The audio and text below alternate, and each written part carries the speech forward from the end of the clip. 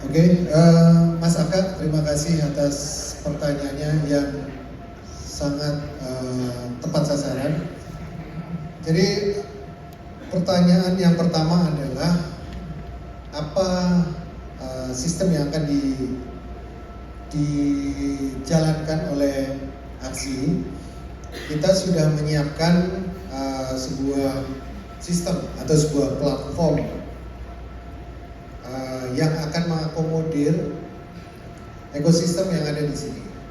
Ekosistem yang ada itu terutama untuk event pertunjukan dan konser ya, itu adalah ekosistem penyelenggara atau IO atau promotor, terus ekosistem pencipta lagu, di mana di sini sekarang kita memang masih fokus kepada anggota dari aksi, tapi nanti akan kita lebih luas lagi supaya semua pencipta lagu itu bisa bergabung dengan aksi supaya bisa masuk ke dalam ekosistem ini. Terus lalu yang ketiga adalah ekosistem penyanyi. Penyanyi ini bisa diwakilkan oleh artis manajemennya. Artis manajemen bisa melalui asosiasi juga, mungkin Imarindo mungkin yang akan mewakili sehingga akan lebih mudah. Jadi pintu ke pintunya akan lebih mudah. Jadi kapan dan di mana pada saat apa proses direct licensing ini berjalan adalah ketika idealnya adalah ketika pertunjukan belum mulai. Jadi pada saat proses perizinan, pada saat pengajuan event, pada saat pengajuan artis untuk tampil di sebuah acara, taruhlah kita bikin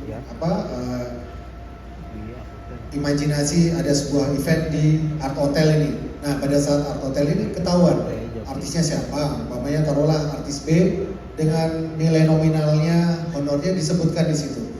Ketika masuk di situ dari si manajemen artis nanti akan masuk ke dalam platform dan lalu di situ nanti akan dinotif kepada pencipta lagu. Dari artisnya juga akan si penyelenggara juga akan menotif pada pencipta lagu bahwa akan ada acara hari ini di mana tempatnya, di umpamanya di hotel, terus lalu artisnya siapa. Dari situ pencipta lagu akan mendapatkan notif. Besarannya berapa? Besarannya adalah sesuai dengan honor artis.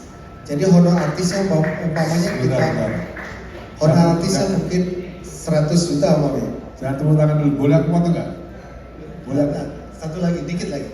100 juta besarannya adalah 10%. Jadi 10% dari nilai honor artis. Sehingga akan lebih mudah kalau kita menghitungnya supaya tidak terlalu banyak pecahan desimal tapi 10% aja. Nah 10% ini berarti kan dari 100 juta berarti kan 10 juta. Itu bukan untuk satu pencipta tapi pro rata. Jadi 10 juta itu nanti akan dibagi penciptanya sama. Umpamanya si penyanyi A ini lagunya ada 10 dengan berbeda-beda pencipta. Ada 10 pencipta sehingga akan pro rata. Jadi 1 juta, 1 juta dan 1 juta sampai 10. Jadi besarannya sudah ditentukan dari awal.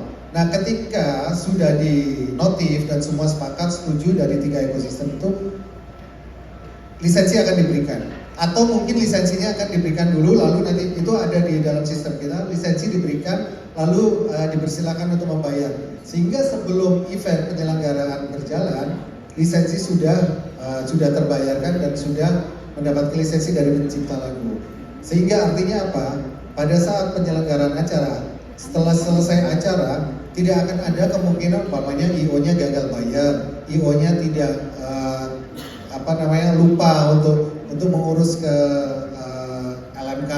Jadi begitu acara selesai, penyanyi juga mendapatkan haknya, pencipta lagu juga mendapatkan haknya. Jadi udah clear sebelum acara dimulai. Jadi semua bisa happy, penyanyi happy, pencipta lagunya juga happy, penyelenggaranya juga happy. Kenapa? Karena penyelenggaranya happy. Kenapa? Karena itu akan dimasukkan dalam ad cost talent. Jadi talentnya, honornya artis dengan riders dan segala macam itu dimasukkan di situ lisensi. Sehingga ketika si penyelenggara akan mengajukan invoicing atau reimburse kepada klien atau donatur acara, dia akan mendapatkan potensi persentase yang juga bertambah dari ad cost talent tersebut. Jadi penyelenggaranya happy, penyanyi juga happy, dan juga penciptanya happy. Begitu Mas Aga, mudah-mudahan bisa dipahami dan dimengerti. Terima kasih. Sorry. Ibarat sebuah lagu ini langsung koda ini. Karena para tamu-tamu di sini, wartawan, Pak Dirjen mungkin juga belum tahu intronya sebenarnya seperti apa ya. Ini langsung koda begitu tadi. Pertanyaannya soal langsung koda soalnya. Jadi saya mencoba untuk masuk ke intro ya. Jadi Pak Dirjen dan para wartawan dan para pelaku industri musik yang dan hari ini datang, intronya itu begitu, intronya begini ya. Jadi aturan mainnya sebenarnya ada banyak interpretasi, juga ada permen, juga ada SK, di mana fee daripada pengarang lagu itu, ini kita mulai intro nih, fee dari pengarang lagu itu adalah 2% dari harga tiket. Jadi yang ada sekarang ini ya, fee-nya itu begitu. Ini kita masuk ke intro, sebelum ke ref, intro dulu. Lalu atau 2% dari biaya produksi, misalnya ada nikahan atau dari acara catering itu banyak banget.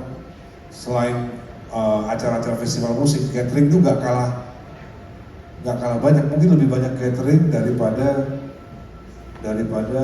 acara-acara festival musik.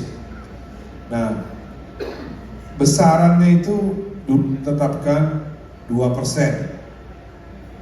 Lalu ini yang mungkin akan kita ajukan kepada kementerian untuk direvisi, karena selama 10 tahun aturan ini nggak berjalan karena banyak kendala.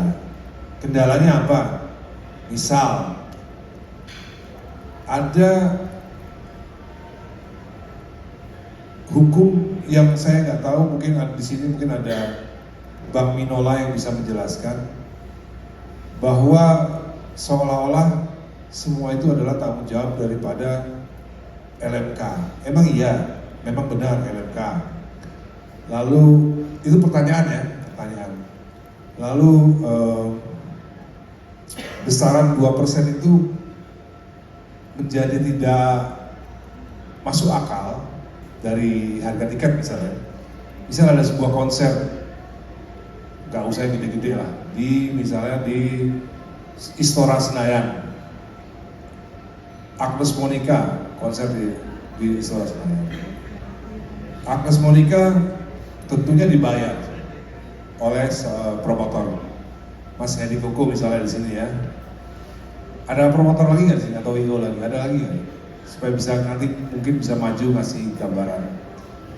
Supaya ada backstageers itu mungkin nanti bisa maju ngobrol, karena supaya membantah omongan saya. Jangan dianggap benar terus omongan saya harus dibantah. Misal Agnes Monica manggung di Istora Senayan, konser tunggal Agnes Monica.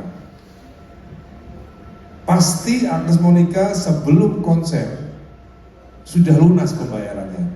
Kalau salah boleh dibantah. Karena Dewa 19 juga begitu.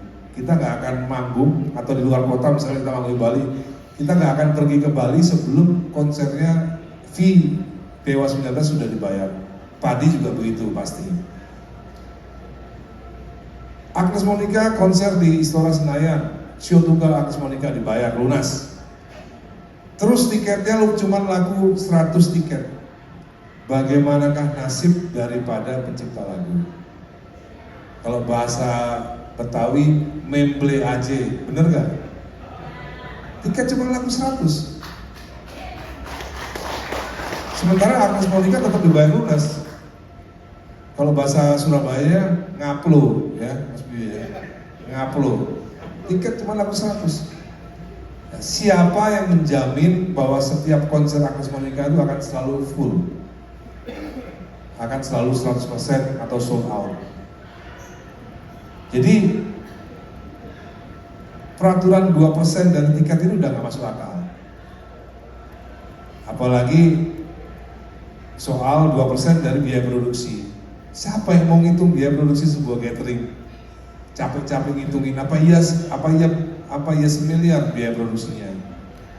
Jadi ini kalau dari intro, saya masuk intro nih ya, tentang bagaimana kenapa ini bisa tidak berjalan. Karena kalau yang harus bayar itu adalah IO, WAMI-nya sendiri atau KCI sendiri belum siap untuk punya infrastruktur bagaimana caranya IO ini membayar. Misal Agnes Monica main misal di Jayapura, selama 10 tahun ini tidak ada infrastruktur daripada LMK yang bisa menjangkau IO di Jayapura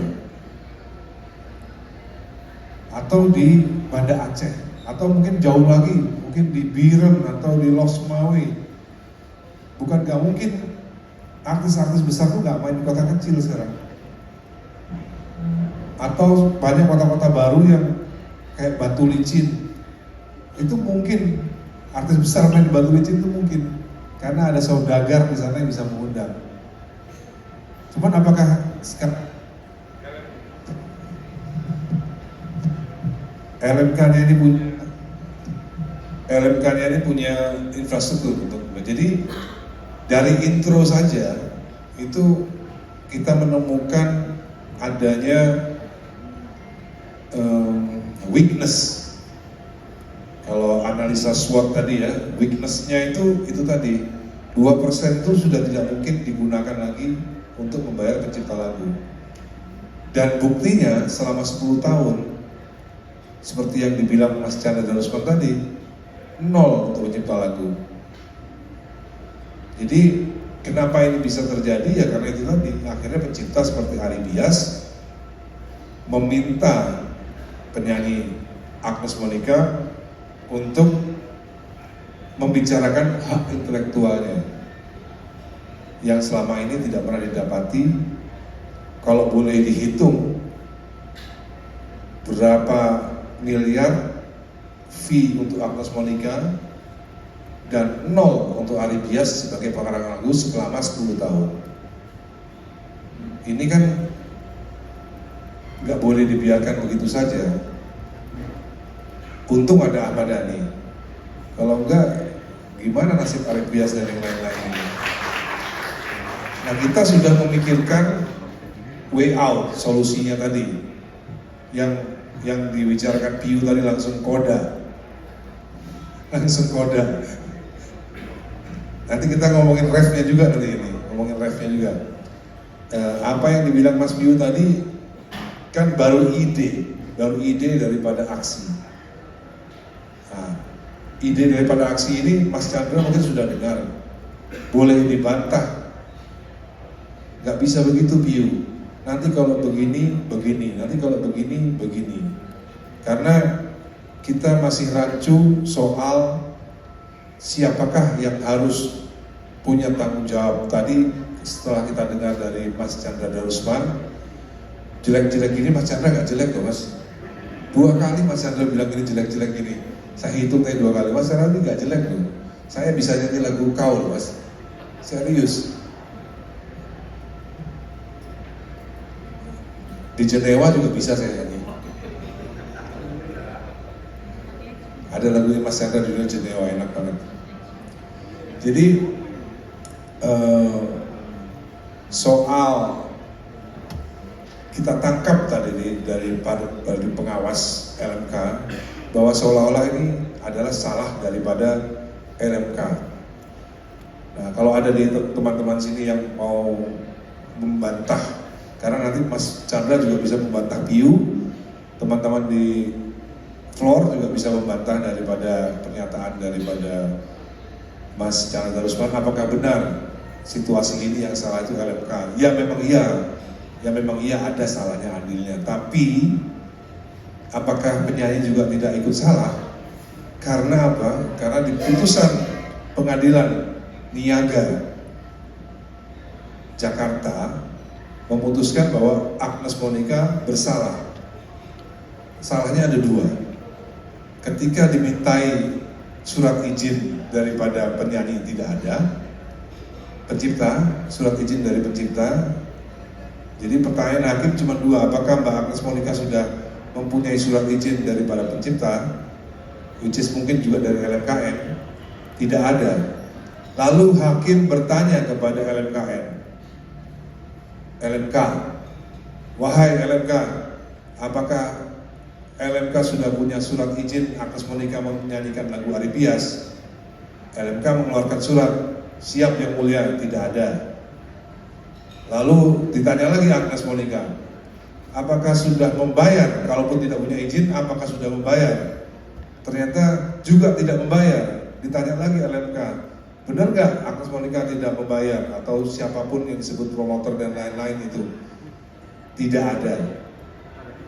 Karena hakim berpendapat bahwa pengguna daripada hak cipta itu bukanlah promotor. Karena tidak, ini toh juga nanti jangan percaya saja omongan saya loh ya, harus dibantah. Karena menurut hakim, pengguna itu adalah penyanyi. Karena setelah saksi ahli dan para lawyer dan hakim juga mencari di undang-undangnya, undang-undang hak cipta, ternyata tidak disebut bahwa yang wajib memberikan pembayaran itu adalah promotor atau IO. Maksud saya gini, kalau memang harus promotor atau IO yang wajib bayar, ya nanti kita revisi di undang-undang, kita sebutkan kata-kata promotor atau IO secara jelas, karena tidak ada di undang-undang promotor wajib melakukan pembayaran. Demikian intro ini, mungkin udah sampai verse 1 nih ya, udah bait 1 nih, belum menuju bridge, belum sudah, iya, belum interlude, belum ref ini, belum ref. Nah, mungkin ada floor yang mau bikin refnya dari teman-teman yang mungkin mengerti soal hukum. Saya lihat tadi ada Dr. Minola Sembayang mungkin mau maju ke depan untuk berbicara. Mungkin juga Mas Chandra juga mau membantah apa yang diusulkan Piu soal ini, Mas, soal SWOT, analisa SWOT. Kalau misalnya pas Piu tadi seperti itu, strength-nya di mana, weakness-nya di mana, opportunity-nya di mana, threat-nya di mana. Terima kasih, saya kasih floor untuk bicara. Saya mau menanggapi tadi definisi ya, definisi dari pelaku pertunjukan.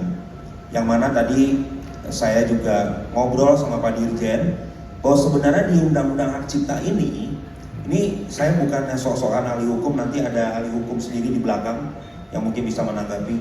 Tapi sejauh sepantauan kami belum ada definisi yang lengkap dan pasti ya mengenai siapa itu pelaku pertunjukan.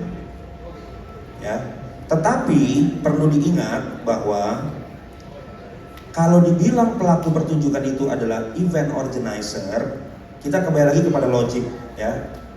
Ketika event organizer mengundang Dewa 19 atau mengundang Padi atau mengundang katakanlah Rika Ruslan yang di belakang sebagai penyanyi ya, IO ini hanya sebagai pengundang, memberikan tempat, panggung, waktu, dan lokasi di mana si artis ini harus nyanyi atau harus ngeband di panggung.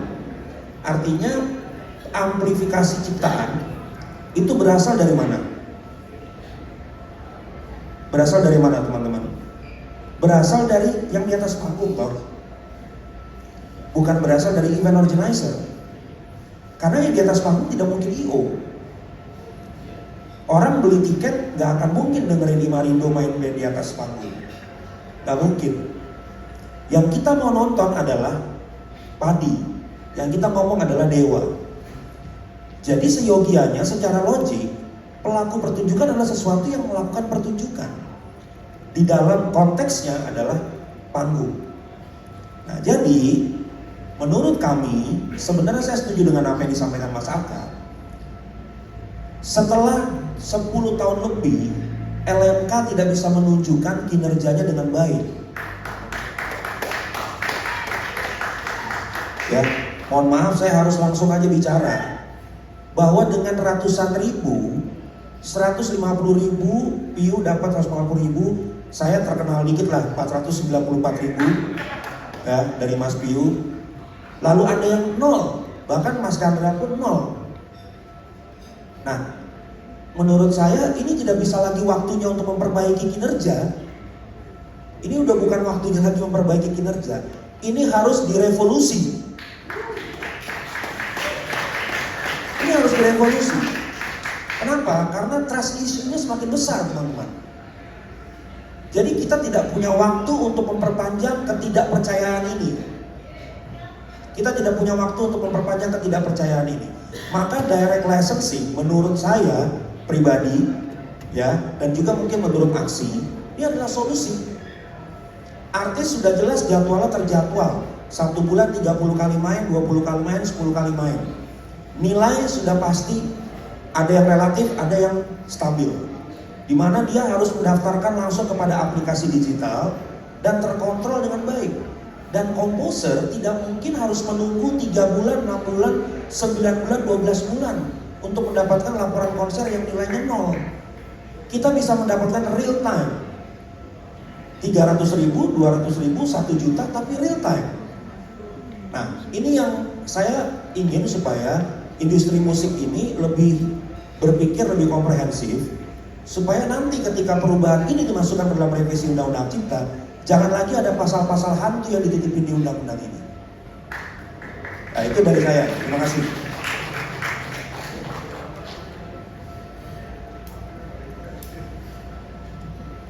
Udah ref itu, udah ref. Kita nunggu interlude gitarnya nih. Boleh interlude, Mas? Boleh dong. Boleh ya? Siapa nih? Bang Minola nih. Oh, boleh, boleh. Interlude. Bang Minola maju ke sini lah dong. Yang kesempatan yang diberikan, saya mungkin nggak bertanya ya seperti pihak-pihak yang lainnya. Tapi yang pertama yang ingin saya jelaskan adalah kalau kita lihat Undang-Undang Hak Cipta itu tidak mengatur dengan jelas. Pertama itu adalah tentang LMKN. Kalau lembaga manajemen kolektif itu diatur. Dan kita tahu bahwa lembaga manajemen kolektif itu bekerja, bergerak, tugasnya apa, dan landasannya adalah kuasa yang diberikan oleh para pencipta. Otoritasnya jelas. Tapi kalau LMKN tidak ada di undang-undang, tapi ada di PP sebagai alat bantu pemerintah. Nah, ini yang akan menjadi suatu hal yang menjadi semakin membingungkan mungkin ya bagi sebagian orang.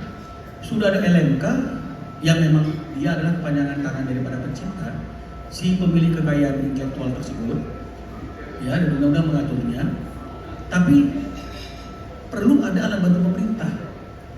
Karena kalau memang LMK ini mau diawasi, maka seharusnya mengawasinya adalah pemilik kekayaan. Setuju nggak? Betul nggak? Kan nggak mungkin dong yang mengawasi orang lain, walaupun itu pemerintah, tapi dia bukan yang memiliki kekayaan. Karena apa yang dirasakan oleh si pemilik kekayaan, khawatirnya tidak bisa dirasakan oleh pemerintah. Ya, nah itu yang menjadi catatan besar bagi saya. Nah, terkait dengan apa yang menjadi diskusi kita pada hari ini, siapa sih yang bertanggung jawab untuk meminta izin? Ya, jangan royalti dulu, izin dulu. Karena Undang-Undang Hak Ciptanya pasal 9 itu sudah jelas. Kita bicara mengenai masalah izin dulu, pasal 9 ya. Nah, jadi bukan royalti dulu. Nah, di situ dikatakan bahwa setiap orang yang menggunakan karya cipta secara komersil, ada catatannya komersil.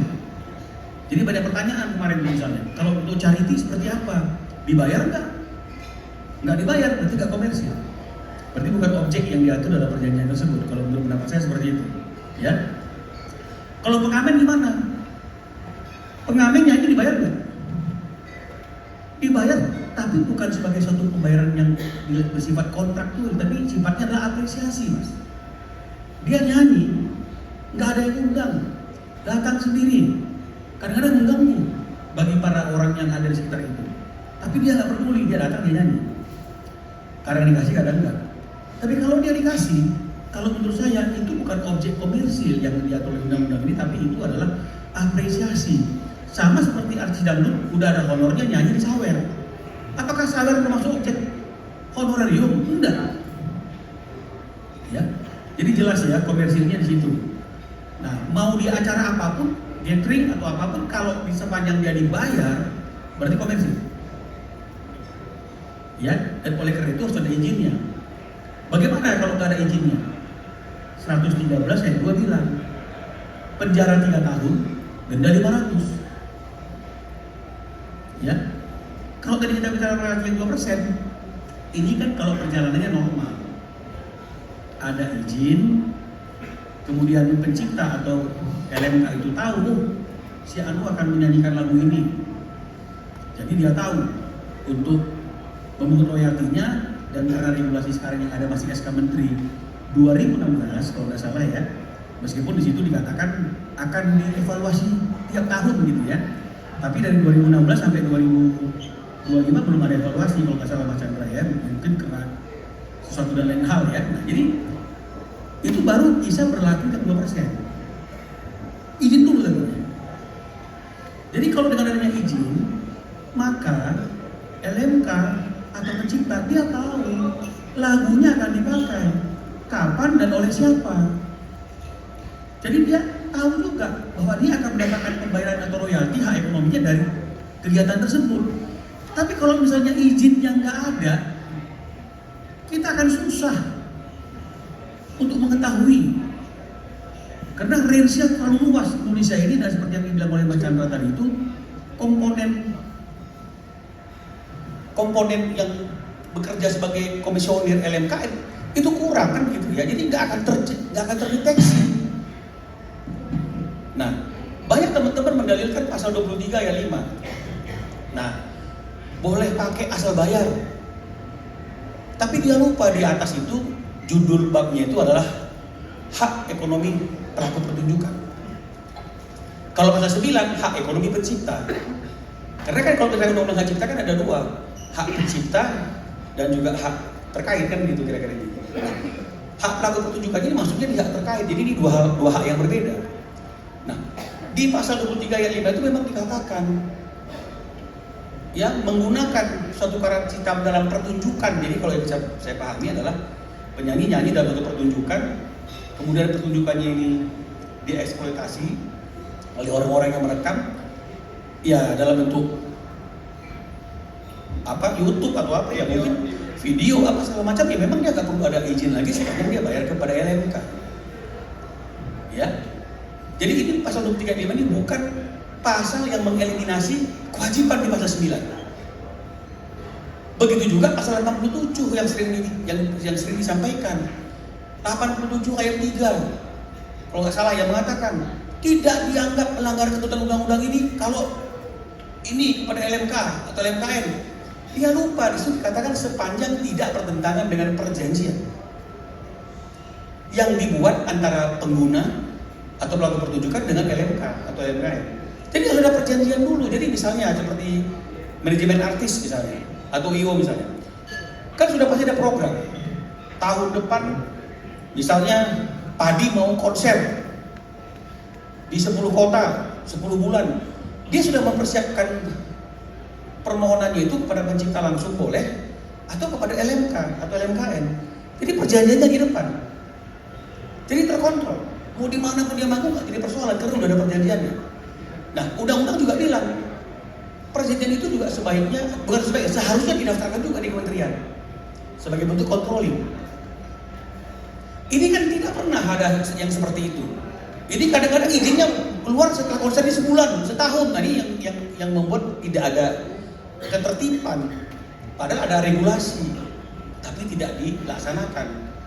Nah, satu-satunya pasal yang saya baca di Undang-Undang Hak Cipta yang mengatakan bukan sebagai pelanggaran hak cipta hanya diatur dalam pasal 43 kalau tidak salah.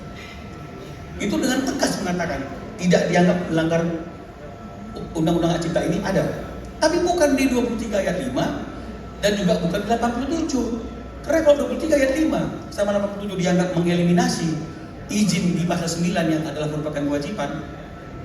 Lalu buat apa pasal 13 masih ada? Ya? Betul nggak? Ngapain? Kok udah di excuse kok di pasal 23 ayat 5, udah dimaafkan kok di pasal 87. Udah pada sanksi pidananya di 113. Berarti dua pasal ini yang selama ini menjadi momok bagi para pencipta, ini nggak bisa digunakan untuk menghilangkan kewajiban itu tadi. Dalil ini yang saya kemukakan dalam persidangan, yang kemudian hakim Niagatus pendapat yang membuat akhirnya putusannya adalah memenangkan gugatan kami dan Aridias. Ya, termasuk siapa yang dianggap pengguna, dibaca semuanya itu. Pengguna itu nggak ada, penggunaan ada, pelaku pertunjukan ada. Tadi Pak Dirjen juga bilang pelaku pertunjukan adalah penyanyi kan gitu ya, performer.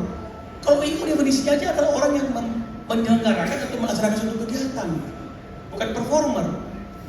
Dan kalau dianggap IO atau penyelenggara bagian yang terpenting, harusnya di undang-undang diatur. Di undang-undang harusnya diatur. IO adalah, penyelenggara adalah. Tapi kenapa nggak diatur? Karena dia bukan elemen penting. Karena sudah jelas pelaku pertunjukan adalah penyanyi, performer, orang yang mempertontonkan. Di lapangan ini digoreng-goreng dan begitu, ditafsir-tafsirkan.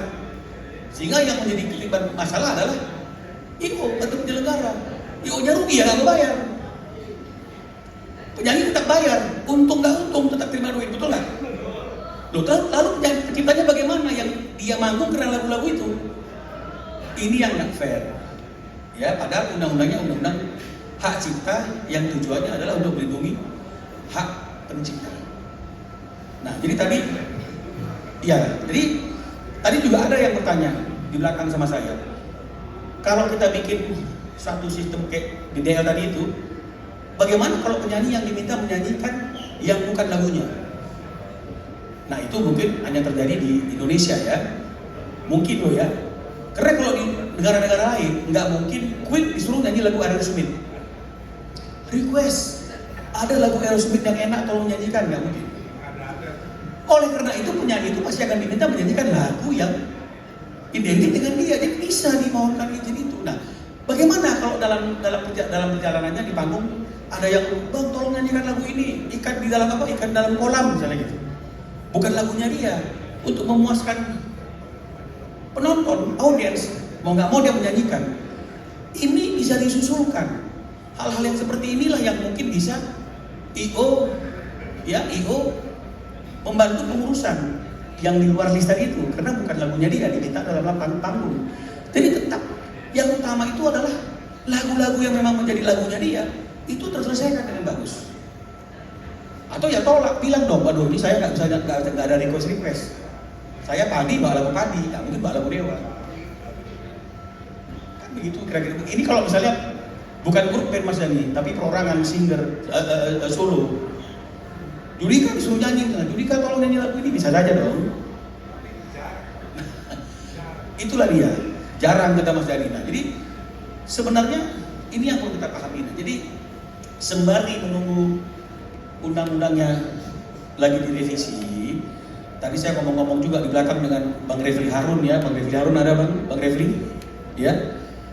Jadi memang pertemuan hari ini sebaiknya ada suatu MOU atau kesepakatan awal sembari menunggu revisi undang-undang itu antara pencipta, penyelenggara dengan manajemen artis menentukan siapa yang minta izin dan berapa hitung-hitungannya. Jadi ini mendahului yang membuat akhirnya ekosistem ini bisa berjalan tidak tunggu-tungguan Mas Dhani. Jadi Ya toh ya, jadi kalau memang dia DL ya DDL-nya itu. Jadi ada satu kesepakatan. Sementara yang membuat akhirnya ini bisa berjalan udah jelas bagaimana mekanismenya sembari menunggu revisi undang-undang. Karena kalau misalnya revisinya lama, industri nggak berjalan, gitu loh. Karena bagi pelaku-pelaku industri ini kan yang penting adalah kepastian hukum. Industri berjalan, gitu loh. Dia nggak mau tahu. Karena buat dia yang penting udahlah. Kalau memang harus bayar ke sini. Kalau yang memang membayar adalah penyanyi, yang penting semuanya jelas. Yang bikin kacau kan kalau nggak jelas, betul ya? Nah, jadi itu juga yang mendasari saya ketika terjadi perdebatan terus, saya membawa masalah ini ke pengadilan biar lebih fair. Ada orang ketiga yang mengadili, yang menjadi wasit tentang perdebatan opini, bukti, saksi, semua segala macam. Dan puji Tuhan sampai hari ini sebelum ada perubahan di Mahkamah Agung, putusannya adalah mengabulkan gugatan kita bahwa pelaku pertunjukan adalah penyanyi. Karena penyanyinya adalah Agnes tidak mempunyai izin, maka dia dihukum sesuai dengan ketentuan pasal 113 ayat 2. Kasasi boleh. Tapi saya bingung, kira-kira Hakim Agung mau putusan apa ya? Apa yang argumentasi Agnes? Izin? Nggak ada. Kalau dia berargumentasi, yang penting bayar. Bayar juga kagak. Jadi emang saya yakin pasti juga akan menguatkan putusan niaga, meskipun saya nggak boleh mendahului. Ya, jadi ini hanya kalau istilah Mas Jadi omon-omon yang membuat prosesnya jadi makin lambat. Harusnya kalau ada datang lebih penciptanya, terjadi mediasi, retroaktif justice kan gitu kira-kira intinya, mungkin akan lebih simpel. Tapi karena Agnesnya juga bereaksi, ngomong ke sana, ngomong ke sini, saya ditumbalkan, ada agenda-agenda tertentu, jadi makin situasinya makin nggak karu-karuan. Ya, jadi ini sedikit Mas Dani mungkin yang saya sampaikan Pak Dirjen, Pak Direktur ya. Kalau ada yang salah mohon maafkan ya. Sebelum berpuasa kan kita harus memaafkan satu dengan yang lain biar ibadah puasanya jadi berjalan dengan baik. Ya, jadi sekian dan terima kasih Mas, mudah-mudahan bermanfaat.